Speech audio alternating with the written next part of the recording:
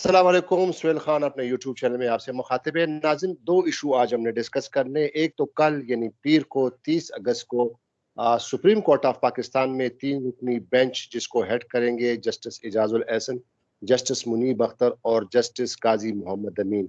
सहाफ़ियों को हरासा करने के हवाले से जो केस जो इशू चला था उस पे बेंच तश्कील हो गया है और कल इसकी समाअत करनी जा रही है। और बाकी डिटेल तो आपको पता है बैकग्राउंड कि पहले 20 अगस्त को जस्टिस काजी फैज़ ने नोटिस लिया था इसका और नोटिस जारी किए थे, लेकिन बाद में 5 रुपये लार्जर बेंच के ने उस ऑर्डर को उस खत्म किया और उन्होंने ये कहा, सुप्रीम कोर्ट ने करार दिया कि चीफ जस्टिस का ही इख्तियार है कि वो सो मोटो ले। इसके बाद फिर अब 3 रुकनी बेंच इसके लिए तश्कील दे दिया गया सहाफ़ियों को हरासा करने के लिए।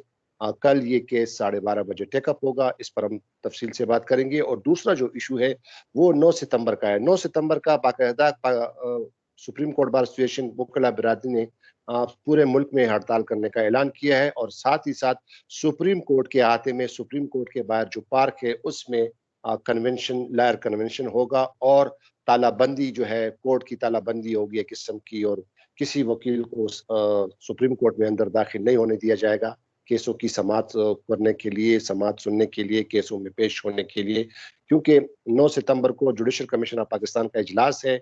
जो लाहौर हाई कोर्ट की जो जज हैं जस्टिस आयशा मलिक, उसको सुप्रीम कोर्ट में एलिवेट करने के लिए सुप्रीम कोर्ट में उसकी तैनाती के लिए उस पर गौर होगा। तो लिहाजा वकला ने हड़ताल का कॉल दी है और कहा गया है कि सुप्रीम कोर्ट में किसी वकील को अंदर दाखिल नहीं होने देंगे। तो इस पर हम बात करेंगे। मेरे साथ सीनियर वकील सुप्रीम कोर्ट मोहम्मद अजहर सदीक मौजूद हैं। अजहर सदीक साहब, thank you very much for joining me.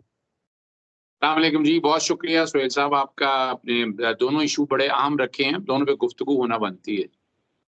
तो अजहर सदीक साहब, जो हमारे जो जर्नलिस्ट का जो हरासमेंट का जो केस था वो तो अब कल सुप्रीम कोर्ट की 3 मेंबर बेंच अब सुनेगा।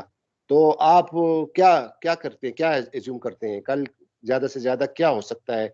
क्योंकि पिछले अच्छा। समाअत पे तो उनका जो वकील था वो तो कोई खास दलाइल नहीं दे सका और वो हमारी जो नुमाइंदगी है वो सही नहीं हो सकी। हमारे प्रेस एसोसिएशन के सदर अमजद भट्टी साहब ने तो बहुत बड़े अच्छे मौक़िफ़ पेश किया था कि उन्होंने कहा कि हमें तमाम जजों पे मुकम्मल एतमाद है और past press association supreme court ने पास्ट में जो भी दरखास्तें दायर की हैं तो एक बाकायदा आईनी उसके प्रोसीजर के मुताबिक सुप्रीम कोर्ट में जो रूल्स प्रोसीजर है उसके मुताबिक दरखास्तें दायर की हैं।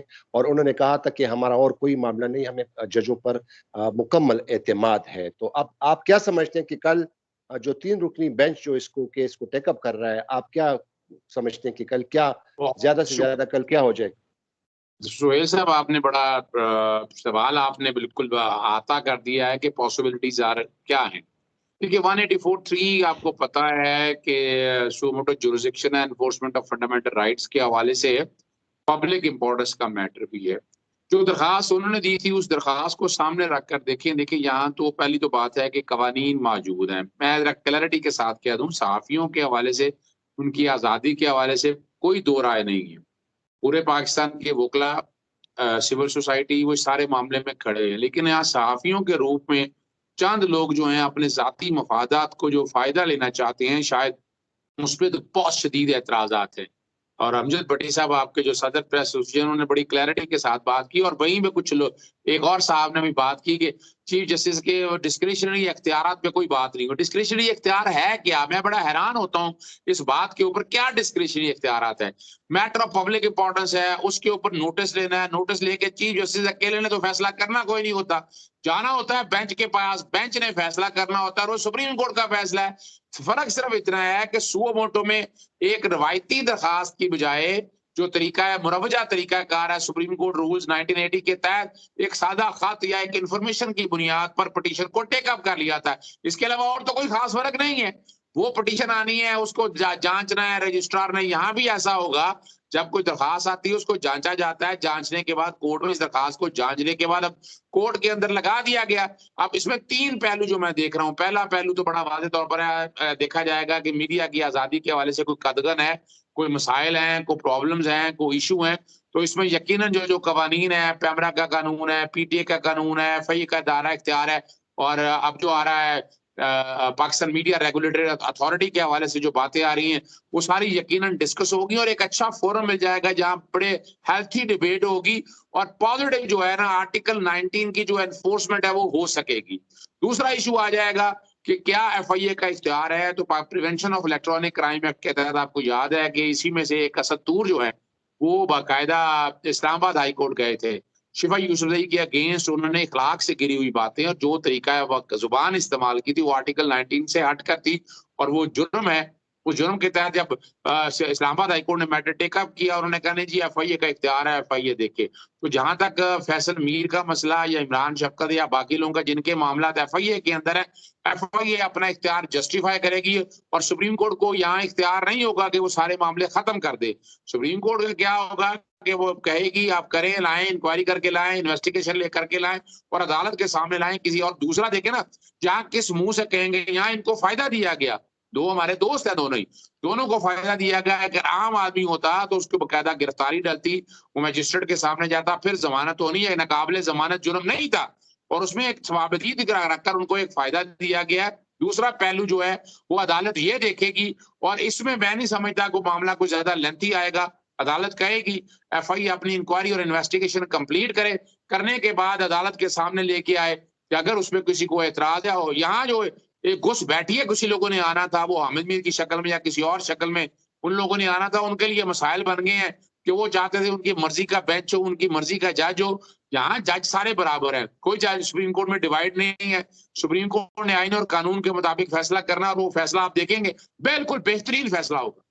अच्छा अजहर सदीक साहब, ज्यादा से ज्यादा कल नोटिस ही जारी हो जाएंगे मेरे ख्याल में, या उनसे कहेंगे कि इस पे आप पेशरफ्त रिपोर्ट पेश करें। अच्छा दूसरी बात ये है कि जो 9 सितंबर को जो मार्का होने जा रहा है और 9 सितंबर को पूरी वकला जो है, बल्कि लतीफ़ अफरीदी साहब ने तो ये भी कहा था कि अगर हमने 2 टांगे तुड़वानी भी पड़ेगी तो वो भी तुड़वा दूंगा मैं। तो ये बताइएगा कि ये क्या कोई बहुत सख्त जंग होने जा रही है 9 तारीख को, क्योंकि उन्होंने आज कल चीफ जस्टिस को, रजिस्ट्रार को खत भी लिखा है, चीफ जस्टिस को आगाह करें कि जनाब हमारी स्ट्राइक है, 9 सितंबर को कन्वेंशन करेंगे सुप्रीम कोर्ट के अहाते में, सुप्रीम कोर्ट का जो सामने जो पार्क है उसके सामने। आज सुबह मेरी बात भी हुई है साबिक chairman, vice chairman bar council Amjad Shah साहब से, उन्होंने कहा कि हम बैठेंगे और किसी वकील को अंदर जाने नहीं देंगे, तालाबंदी होगी और रिकॉर्ड अपना जो प्रोटेस्ट है वो रिकॉर्ड करेंगे, क्योंकि आपको तो पता है कि जुडिशल कमीशन का इजलास होगा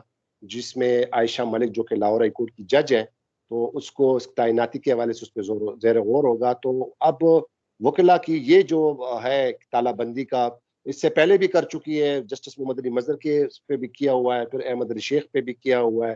तो लेकिन 9 जुडिशल कमीशन में जो 9 मेंबरान होते हैं, चीफ जस्टिस होता है, 4 सीनियर जज साहिबान होते हैं, एक रिटायर्ड जज होता है, अटॉर्नी जनरल होता है और पाकिस्तान बार कौंसिल का चेयर जो है नुमाइंदा होता है।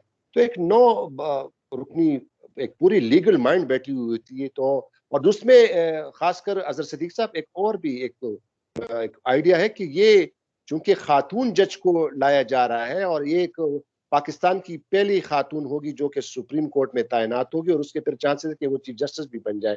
तो ये जो सिविल सोसाइटी के जो अफराद हैं, खवातीन हैं, जो कि खवातीन के हुकूक के लिए इस्लामाबाद की सड़कों पे निकल आती हैं, डी चौक में बड़े बड़े मुजाहरे हुए रिसेंट पास्ट में, तो अभी तक खवातीन की तरफ से कोई इतना बड़ा जो है अभी कोई इस तरह कोई स्टेटमेंट नहीं आई, क्योंकि खातून जज को लाया जा रहा है। इस पर जरा रोशनी डालिएगा, लेकिन शॉर्ट से क्योंकि हमारे पास टाइम बहुत कम है। मैं देखिए, मैं बगैर किसी वक्त जाया किए मैं बड़ा क्लैरिटी के साथ बता दूं। आपको पता है हमने बड़ा वाज़ेह तौर पर PLD 2002 सुप्रीम कोर्ट 939 सीनियरिटी का प्रिंसिपल हमने कह दिया था ये बिल्कुल नहीं है, ये गलत है और इंटरप्रिटेशन हमारी बार काउंसिल जी, बार काउंसिल के चंद नुमाइंदे और 1,60,000 वोकला है।